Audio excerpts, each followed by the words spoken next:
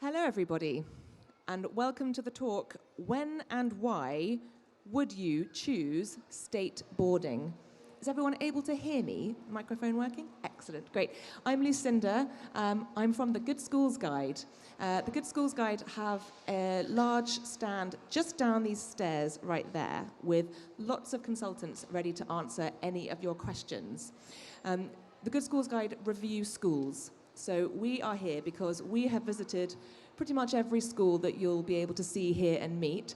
We will have gone into the school, spent time with the head teachers and the students, and we would have done phone interviews with parents to find out about what it's like to attend the school. And we write our reviews and publish them in books. As you can see, I have a few books here. Oh, thank you so much, Dale. This is actually the Boarding Schools Guide. And so we publish them in books. That's a big, heavy tome. Yeah, great doorstop.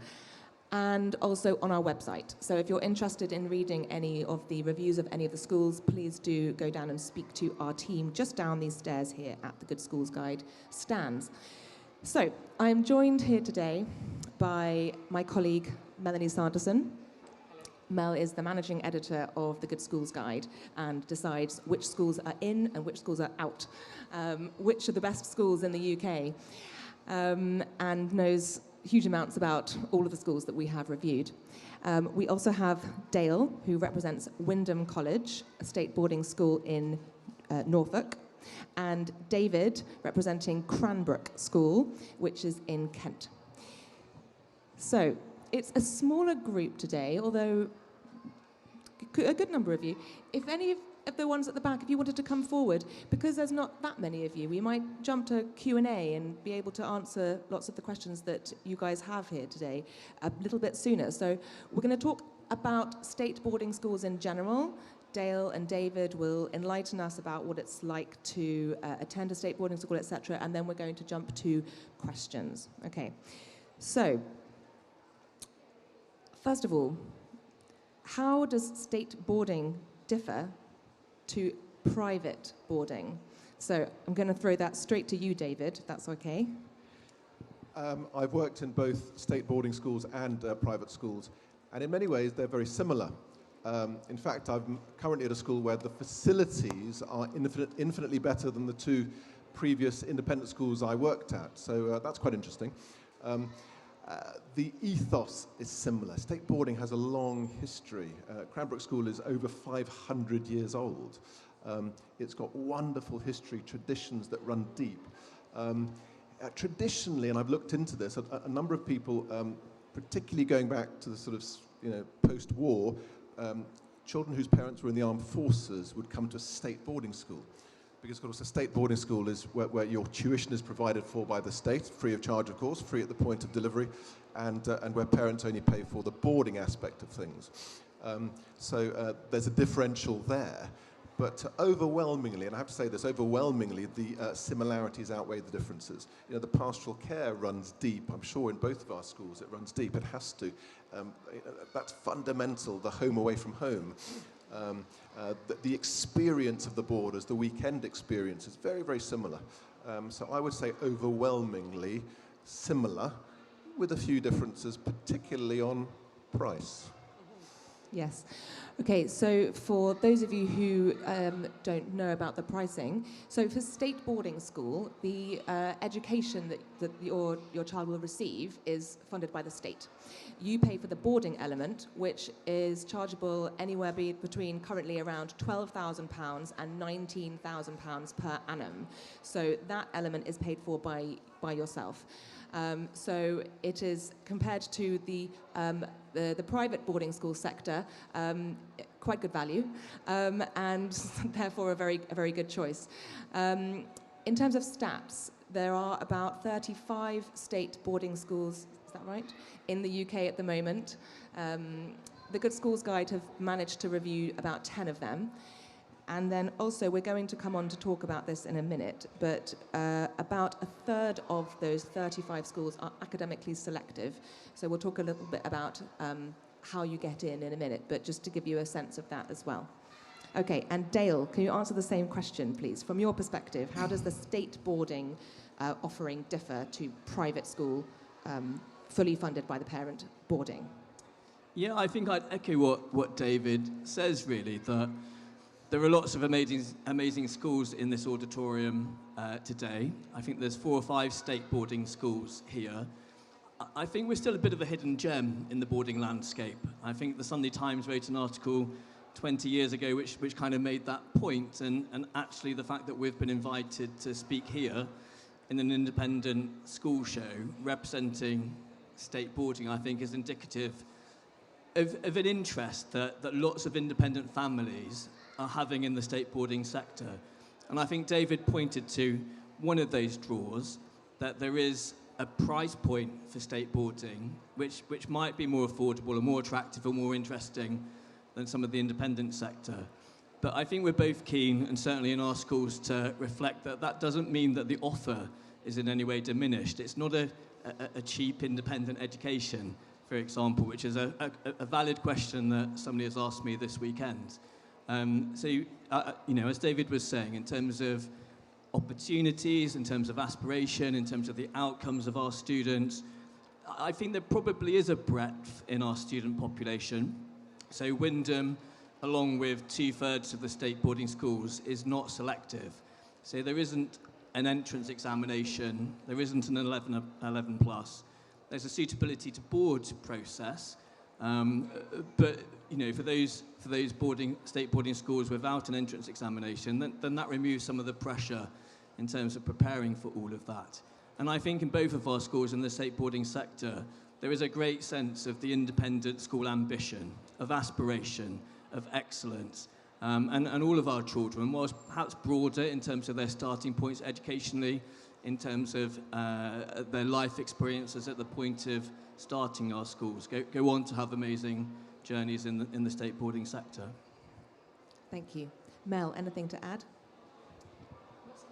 Not right now. So let's talk a little bit about how to get in, because as we've said, about 1/3 of them are academically selective. So how does it work in terms of catchment areas? Dale, your Wymondham is not academically selective, so how does a parent apply and get a place at your school? Okay, so for half of our students, our day students, we are the comprehensive school down the road. We are the state school that serves a catchment area, and we have an admissions code that would require most families to be living within catchment to have a day place. Those children with VHCPs, forces families, siblings, would have a higher chance of getting a place. Our boarding students, as long as they have a British passport or right to residency in the UK, can come from all over the world, and indeed they do. So David and I were talking just a few moments ago about where our children are coming from, and from Hong Kong, from South Africa, from the Caribbean island, from Dubai. And the process for those applications, I imagine, is relatively simple, in that we have a suitability to board process which will involve an interview to kind of explore whether the young people are interested in boarding, how they interact with other children their age and adults, and we would seek a reference from their current school. But for Wymondham, which isn't an academically selective school, all of those discussions around pastoral issues as opposed to academic performance. It would be slightly different in those selective schools, David. David, please take us through that. So slightly different with us insofar as we actually start boarding in year 9, not in year 7. We think that's a good time for boarders to start. Yes, we're a selective grammar school, so reasonably academic. We pitch ourselves as the grammar school with a soul. We're much more interested in the sort of creatives as well. We love our musicians, our artists, our sportsmen and women. We value that as well. And what's lovely about the boarding, and it's so true about the suitability for boarding, one of the key criteria is the character bit. We have to make a judgment. You're going to join a boarding family. Is your son or daughter going to be a positive member of the family? That's what we're looking at, fundamentally. And that can trump sometimes some of the academic things that may not be as strong. But don't forget, the academic things are things they're very used to. We will only assess on English, maths, and non-verbal reasoning, things that many children are familiar with. And of course, many children who've done state primaries will have concentrated on numeracy and literacy, so they're actually very strong in those areas and are not at a disadvantage. So we don't do exams in modern languages where some kids may be disadvantaged. We don't do exams in the sciences where some kids may not have been at a top prep school with science. So in that sense, it's more accessible. But absolutely right, the suitability for boarding is the bit I love most. That's where we get to interview them, they spend time with us, they have taster sessions with us, and we watch and we look and we listen and we assess, and that's what we like. And isn't it interesting what Dale said? You have to be a British passport holder or have the right of residency, and yet, my goodness, kids from literally the four corners. You know, what a privilege. And what are we trying to do? We're trying to educate our children to be global, for a global future. And that's what these schools can do beautifully.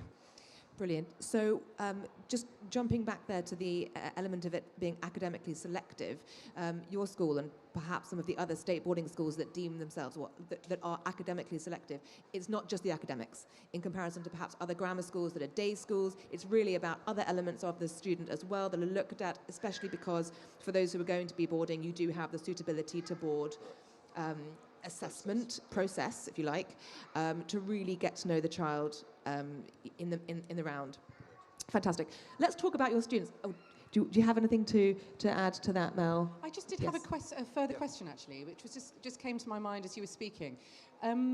You take your students into board at year 9. Is that the same for you as well, Dale, or do you take it year 7? So in our senior school, we have boarding from year 7, okay. But we've got a Wymondham College prep school on the same site. And there are 2 state boarding schools with junior school prep boarding provision. So we've had a new boarding house opened a couple of years ago, which takes year 5 and year 6 boarders. It's a very small homely boarding house, so only 32 boarders.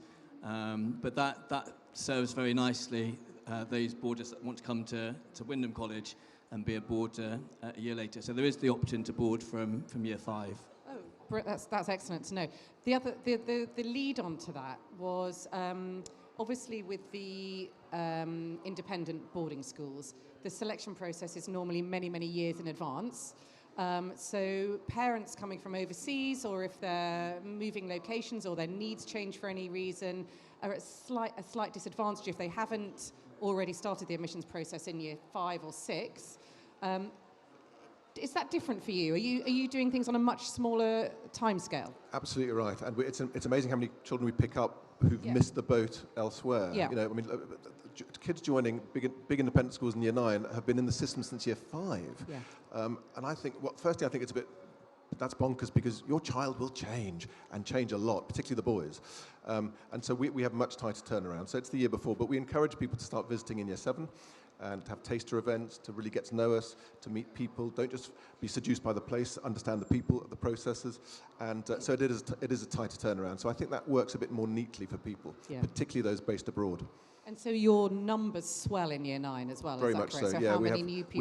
We have 60 new ones. New ones, It's okay. really lovely. So kids who join, they're not the token newbies. They're one of 60. So it's a sizable chunk, and actually it refreshes the year group, and they're much anticipated and valued when they come in. It's lovely. That's excellent. Thank you.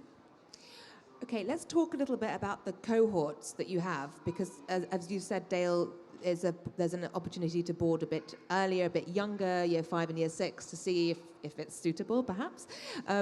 You also, if I'm right in saying, both of your schools have day students.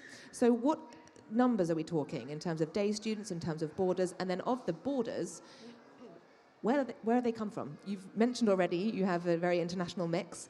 So take us through a little bit about that. David, do you want to go first? Though I'm a history and politics teacher, I'm obsessed with languages, and we did a languages audit at the beginning of the year, and so 17 different languages spoken at home, but all British passport holders, which was wonderful. I speak French, I'm learning Italian, and I've got French students who speak to me in French every day, and Italian students who are teaching me Italian every day. It's glorious, it's wonderful. So that's lovely. Lots of expats, families, which is lovely, quite a lot of forces families, and they're really important to support them as well. But what's astonishing is how many are quite local. About 40% of ours live certainly within an hour, but a good number within about half an hour of the school. I was speaking to a chap the other day who lives, and he's calculated, at 148 metres outside catchment. but he wants to board and loves it, And there are all sorts of reasons why they do that, and it's lovely to welcome them. And so what's lovely about that is a lot of the boarders who live overseas have got mates who live half an hour away, so you can go and spend time with them at the weekend. You can be a normal child, and that, I think, makes a huge difference as well, having the locals as well as the internationals, and that mix is really important for us. Okay, wonderful. And can you take us through how many day students you have and how many boarders? So we're 260 boarders in a school of about 820. So we're a good, significant chunk, which is important. So the weekends there's life, there's a lot of activity, and so if your parents do live in Dubai or Abu Dhabi or wherever, at the weekends it won't be a ghost town. There'll be lots of activity, lots of people around, and that also makes a good difference. Wymondham, that bit bigger, of course. Yeah, I think all of the state boarding schools are different. So for some, there'll be a small boarding contingent, and that boarding house might be on the periphery of the school community. In others like Cranbrook, like Wymondham, like Duke of York, boarding is a substantial part of the school and the community and the ethos. So we have around 600 boarders and about 700 day students. And with that number of boarders, a significant number do stay at the weekends. A little bit like David, we've got boarders who live about 4 miles away from the school, so they've missed out on getting to the local state school that perhaps is the preferred choice of parents, and so they recognise actually, sort of less than £5,000 a term, that's a really reasonable price for what is a boarding education. And like David said, children that come from all breadths of the country. Both of our schools support some local charities. We do generally feel that there's a kind of a civic value for really good boarding schools to do their part. And so I do generally think that our intake is perhaps a little bit more diverse in terms of background, experience, than some of the other independent schools. But it makes for a richness of our communities that is supportive for everybody who's here. Well, that leads nicely on to the next question. What kind of parent would choose state boarding? And I know that the answer is going to be lots of different kinds of parents, but what kind of families, what kind of parents do you have in your boarding cohorts? I've asked this question. I started in September. I'm new in the school, yes. and I've asked dozens and dozens and dozens of parents that exact question, particularly those who live locally. And there are so many different answers, but actually some are quite... There's a pattern. I've lost track, for example, of the number of parents who've said to me, if they live locally, it's having him in boarding has transformed our family life. I have him at the weekend, and he's lovely because you get him up in the mornings, you make him study. I'm not fighting him every day. Bliss, they say. So they come for that. I had a hilarious discussion with a parent recently who said to his son when he was on his 11th birthday, the boy's name was Simon. He said, "So Simon, do you want a car on your 17th birthday?" "Yes, Dad. Yes, Dad." "Get into Cranbrook, yeah, and I can afford you a car on your 17th birthday." So you wouldn't believe the different reasons. Others, they've got sporty children. They want them to be part of the sport provision. We don't have lessons on a Saturday, but we have activities on Saturday. We have a lot of sport on Saturday. They want them to be part of that. They want them to be part of something international and global. That gives them an extra flavour, an extra dimension. They want them to have the disciplines of being able to work in a structured setting at home. Teenage boys spring to mind there. So it's so many reasons, but quite a few connected themes I've noticed. Great. Yeah, I would echo that. I think it's aspirational families. Perhaps both parents are busy. Perhaps they'd like the school to organise the horse riding, the music tuition, to ensure the prep is completed, so that they can enjoy family life at the weekend. So yeah, I'd agree with what David had to say there. Yeah, Mel. I had another question actually regarding the parent cohort. Do you think that some parents are actively choosing a state boarding school over a traditional public school because they want that social diversity, and perhaps, with fees going up and up, they maybe don't want to put their children into schools with the super rich? Do you think that's a thing, or...? It comes up a bit. The other thing that comes up a bit is we'll have the exceptional children who want to go to Oxford and Cambridge and say they've got a better chance of getting in, go to a state school, and of course the reality is they do. So all of these things do come come into play. I wouldn't want to say anything disparaging about the independent sector. They're amazing schools with amazing outcomes. But I do genuinely believe that nothing beats an outstanding state education. And the reason I say that is that the rigour involved in the state system in terms of Ofsted, in terms of national regulations, is just sharper, it's just stronger.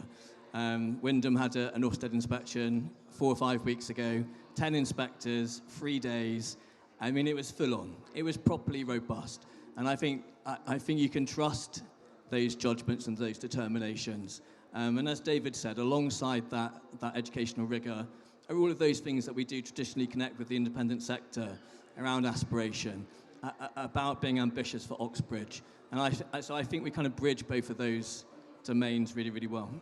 It was really interesting talking to Dale earlier in terms of what are the USPs at those independent schools I've worked at, and they are amazing schools, and those USPs about those brilliant independent schools teach soft skills beautifully, probably better, but actually we sense our schools do that powerfully. You do an amazing character education program.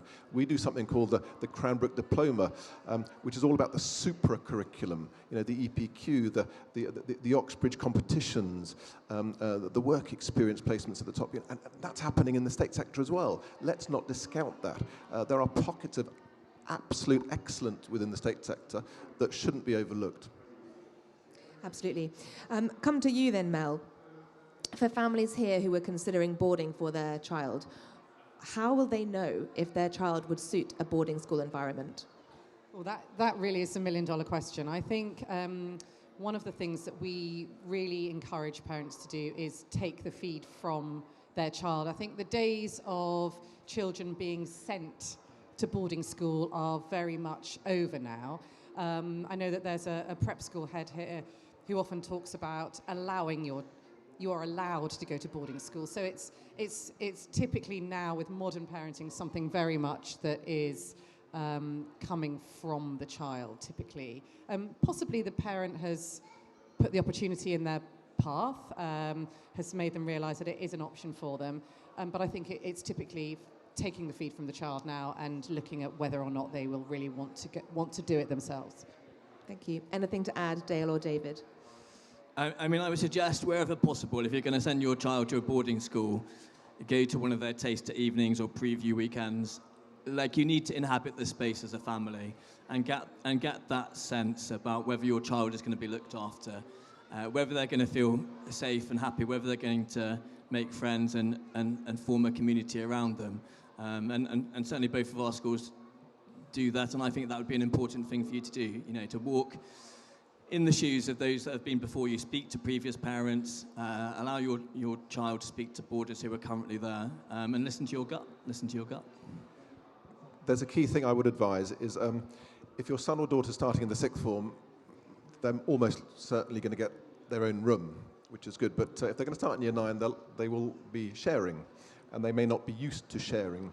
So that's something you've really got to unpack with that child, if they're prepared and happy to share, and that's why those taster events are so important. Because some kids, experience tells me some kids get quite a shock about that. You've got to prepare the ground about sharing a room and sharing space.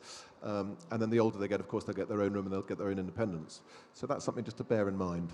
And at your schools, is it possible to start as a day pupil and then move to boarding, or are the boarding places typically full from the beginning? You can only transition at set points. You can transition into boarding in year 9, you can transition into boarding in year 12. There's not much, because we're quite a tough catchment area day school, they're quite tight on that, and that's where the local authority has a bit of sway. But there is that flexibility after 3 years to change one way or the other. I'm still amazed we have so much interest in joining us for sixth form before going off to university. Yeah, to come and spend a couple of years in a boarding setting before you embark on a degree at Edinburgh University or in Manchester. What a preparation for you. I mean, that gives you massive advantages over other students who haven't had that experience. And so parents will perhaps save sometimes for that 2 years just to get you through that process to help you. Brilliant. Yeah, and lots of schools offer what might be a variation of Day Plus, where students can stay into the evening, have supper with the boarders, stay for prep, stay for evening activities. So it's boarding without the bed, in effect, at a slightly different price point as well. And like David, we have a large number of day students who make that jump into boarding for year 12 and 13. Because I just think it's really well documented that for lots of 18-year-olds stepping into university life, they're just not prepared. They don't have the resilience, the empathy to make that work. And so 2 years in a sixth form boarding environment is invaluable, I think, in terms of that preparation for adult life. Wonderful, thank you. We're going to move to the floor now and take some questions. So the lovely Mary is going to see if we have any questions from anyone. Right in the front, I think, yes. I did have a question in terms of the numbers. So if we're talking about catchment areas and it being competitive for local students or local prospective students, how does it work in terms of having boarders coming in and a large number of them? Is there a waiting list? Are they given a number, or what's that process? So we have a suitability to board process a little bit like we explained. So there's that kind of interview, that in-person interview, the invitation to the school, if that's helpful. A reference is then typically sought. We have to make our offers alongside when day offers take place, so we can't offer a boarding place until March the 1st, which is when nationwide day offers are made. So we'll have a first tranche of boarding offers on the 1st of March, and then not every parent will accept those offers, or circumstances will have changed during the year. So that is typically how it would work. We'd make our selection based on that first round of interviews. And oftentimes I've invited a student to have a second interview later in the year, because actually 6 months in the life of a 10 or 11-year-old is a significant chunk of time. I don't know if you do the same, David? Because we only take year 9 boarders, we let parents know the Christmas before.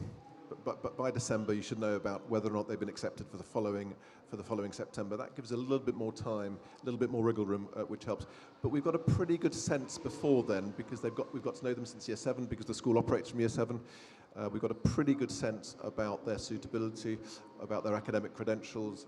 So what we don't want on the 1st of December are too many surprises. Yeah? Okay, thank you. Next question. Thank you. Mine is actually not a question, but to echo some of the points that the panel has made. I represent Haberdashers Adams School. It's a state boarding school in Shropshire. And just yesterday, I had 3 parents surprised that our school's got its own swimming pool, like you talked about. That because you're in the state sector, you were a cheaper version. No, that's not the point. Now, coming Thursday, my school, we actually stopping the curriculum and celebrating what we call Dixon Cup, celebration of public speaking, creativity, editing of videos, acting, set scenes. Now that's all been put together by students from year 7 to year 13, and parents will come and watch it in the evenings. Now we've got 50 extracurricular activities every single week. Now that's what you get in the independent sector. So the point that you made there, people think that's a cheaper version of the independent sector. That's not it at all. There's a lot there. That's why parents visiting the schools before and having opening sessions. So we got taster weekends where boys could come and sleep over and experience that. I've got 10 boys who live in London and in our school. So as a boarding house, we ensure that before half term, we liaise with parents, book trains, so the parents don't actually have to drive all the way to Shropshire, so they can wait for the children at London Euston and take them home. It's a collaboration between home and school, which is the beauty of the state sector. Thank you. Brilliant, thank you very much. And actually, I was going to ask about the taster events, as you've called them, David, because it's much more than an open day and a tour around the school. So any more flavour you can give us about these taster events and whether they do involve a sleepover? Yeah, so they typically happen in June at the end of public exams, so when some of our upper 6 have left and gone off on their gap years or done whatever they want to do, and that's a really good time for them to come. They can spend a night or 2 with us. They can really experience it. What's the food like? It's all of these things that matter. Parents you will have your checklist, and quite high on that might be academics, and they'll have their checklist. Does the Wi-Fi work? These are really important things, and so they can experience that. And that's really important. So we would always recommend that as much as possible. Nothing beats taster. And at what age could that start? Because if a parent is considering boarding for a year 9 start, for example, at Cranbrook, can they come Year as 7. young as Year 7. 10, Year 7. 10, 11? We Year like them to 7. come in year 7 because we have year 7 children. So we don't want them any younger. So they'll come in year 7 and they'll experience what it's like with other year 7s there who'll help and support them. And that just seems to work nicely for us. Yeah, and we have similar, in addition to that, as well as the overnights, we have border taster evenings, and we've got really little children coming, sort of year 3s coming to that, to dip their toe into an evening of boarding for the first time. All of the state boarding schools are going to offer that, because I think we want you to come and step foot into our schools to see that, as a gentleman has said, that we can compete in terms of all of those experiences and opportunities. And feel warm and caring. There's a humility, I think, to state boarding that you can only really sense when you walk around it. So yeah, taster sessions. I'm going to share a little anecdote. So I was interviewed for the job, and I was being shown around by some sixth form boarders of their boarding house. And I walked around, and halfway through, I said to these kids, I said, "This doesn't feel like a boarding house. It feels like a boutique hotel." And it really did. I couldn't quite believe the quality, the standard, the leather armchairs, the oak panelled. It was extraordinary. These places are really impressive. Thank you. Yes, at the front here. Thank you. Just you will mention they have to be a British passport holder. Can they be French, like European? Not after Brexit, I'm afraid. No? Okay. Also, if they are Chinese passport, they have indefinite leave to remain. Can they also come? Permanent, like indefinite leave to remain? Can you just repeat that last? If they are passport, like a Chinese passport holder, but they have indefinite leave to remain. So it's no difference. They said that visa only difference is a vote. So that kind of kids, can they also go to your school? Am I right in saying as long as their parents have the right to residency? Yes. Yes. I think that's the right to residency. So if they're paying British taxes, for example. Yes. Yes. I think that absolutely. Yeah. Yes. And also the BNO families now from Hong Kong. Yes. And so we've got about a dozen wonderful students from Hong Kong now, because there'd be a British national overseas families as well, which is wonderful.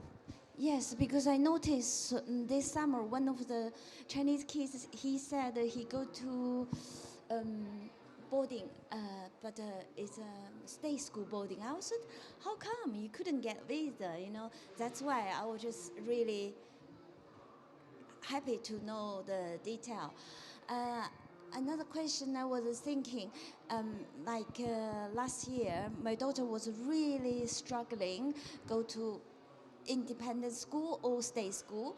She said, "Mom, state school, because she want to go to Oxford or Cambridge, they have a better chance to go." So in your case, if someone like you, like my daughter's situation, they want to go to Oxford, Cambridge, but I want her to go to boarding, so it's perfect. They are exactly this step on state school. Also, they can boarding.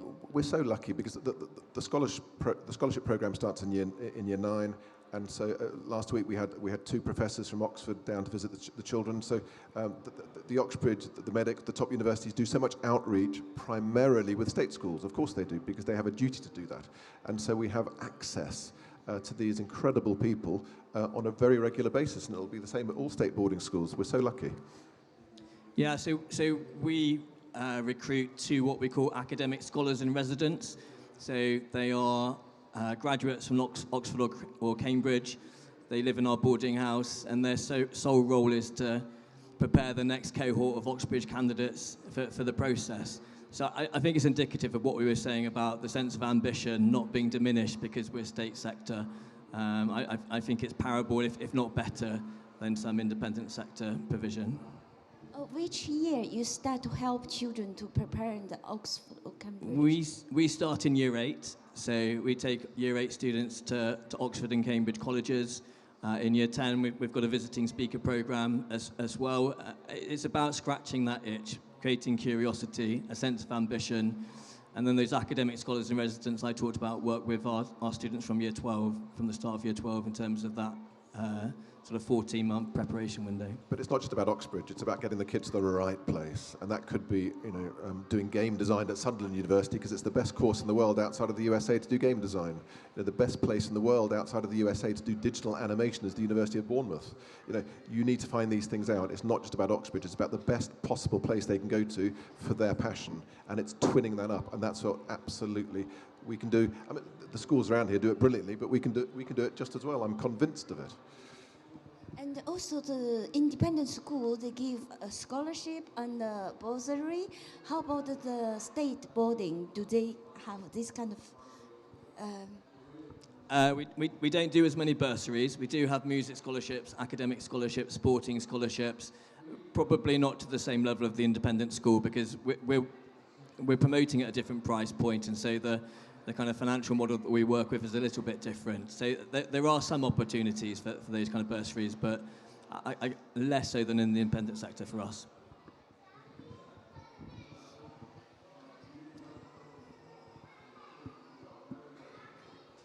It's just a follow-up question to the lady's first question. What if the parents, they are academic scholars visiting and they have a visa to stay? Are their children eligible to apply? What I understand is you talk about indefinite leave to remain. Now, when you get indefinite leave to remain, it does state that you got the right to work in the UK, and whenever you leave the UK, you got to be back within 2 years, and that's so you got to come in as well. So that allows you to work here, and because it allows you to reside and work, then your children has got the right to go to the state schools. Now, the visa you're talking about, if it's innovators visa to come in, but if it doesn't allow them to work and reside, then that restriction is there. So you've got to be very clear with immigration status whether that allows you to stay and work. If you stay and work, then they can come to our schools. Thank you. What about the international students with the British Guardian? That's not... No. Okay, thank you. I think there was a question over here on this side over there. Yeah, thank you. Hello, everyone. My name is Cecilia. When I came here, I didn't want my daughter to go to a boarding school because I'm a mother. I want to be there for her. However, you said something that made sense to me, which is that sixth form is a good idea to have them to come. I think it's marvelous. Honestly, just changed my mind. But I would like to know, because I'm new to this, what age is that? Because you say they can only come to your school at certain age. What age would that be? So year 9 is usually 13, turning 14. Yeah. And year 12 is when you start your A-levels. At the end of your GCSEs, when you're 16, turning 17. And that's a really good time to come in as well. I believe both are good, but for some children, coming in at 16 is really good. Amazing. Thank you.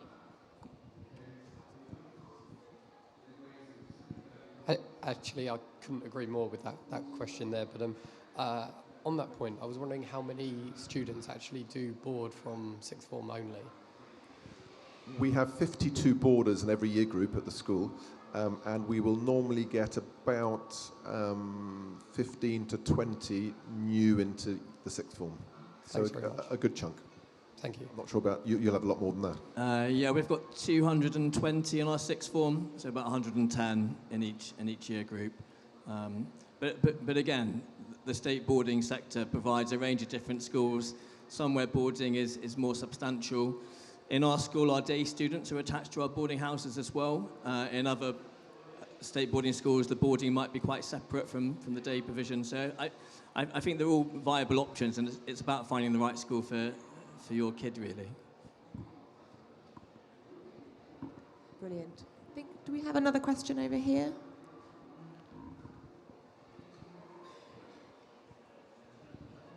My name is Eva, and just by chance, yesterday I went to Benetton School open day, and because the road closed, the driver drive past and actually passed the school, the one just mentioned, the Cranbrook,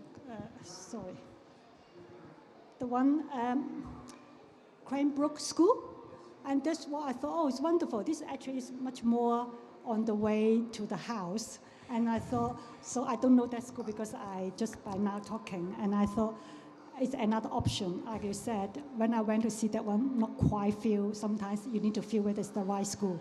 And so this one could be another option because it's also for boarding, day and school, right? It's really interesting because, of course, Benenden is an extraordinary school, but it's in the middle of the countryside, whereas we're in a town. Yes. And so sixth formers like to be in a town. They can nip into town, go to the cafe, go to the shops. There are some wonderful restaurants of an evening for 18th birthday parties, etc. That makes a big difference. I'm finding more and more with older teenagers. They want a bit of action. Yes, because that's what they say. They don't want to isolate a place. And somehow maybe actually I think your school gave a little bit like that kind of. But equally, it has to be I'm thinking, I had some American visitors the other day who said, gee, Mr. Clark, it's such a nice neighborhood. You know, it's safe. You know, it's safe. Wow, it's where I want my kids to grow up. It's where you want your kids to grow up. And that makes a big difference too. Yeah, I mean, we literally are in the middle of a field. If you saw an aerial shot of Wymondham College, there's nothing for 2 or 3 miles outside of our entrances, and we've got 50 or 60 London families who are making that choice, that they want that space. They don't want the influences of perhaps their own boroughs and neighbourhoods. So again, it goes back to the point, I think, that the state boarding sector offers a breadth that should just be considered, I think, when you're making these big decisions. Yeah, I think it's good to just like keep option open. Sometimes when we don't like, but maybe we can have a look at others. It could be somehow it work in the location where we're looking for just Kent or that area, and the transportation is easy to go to Staplehurst, the station, and then come to Charing Cross. I thought actually it's not too bad. It's easy and London Bridge was 50 minutes, so it's very easy. Yeah. Yeah, thank you. Super. Do we have time for one more question? One more. I think the lady at the front has another one, unless there's anyone else who has. So one more question from the lady at the front. So I just wanted, this is more for clarification, being a state boarding school. So the curriculum itself is literally in line with the national curriculum, yeah? In the academic aspects. Okay, perfect. Wonderful. Thank you so much. So any final words of wisdom or advice for our parents? There are so many beautiful state boarding schools. Go visit. Good advice. Yeah, we're still a bit of a hidden gem, and we're here to get the message out. And if it's resonated in some way, I'd encourage you to, as David say, come and have a look yourselves. Wonderful. Well, thank you very much. If anyone has any further questions at all, please do come and visit us down the stairs here at the Good Schools Guides stands. Otherwise, David and Dale may be able to stick around, I'm not quite sure, for any further questions. And best of luck with all of your choices. Thank you so much. And thank you to Dale and David and Mel. Thank you very much. Thank you. Thank you.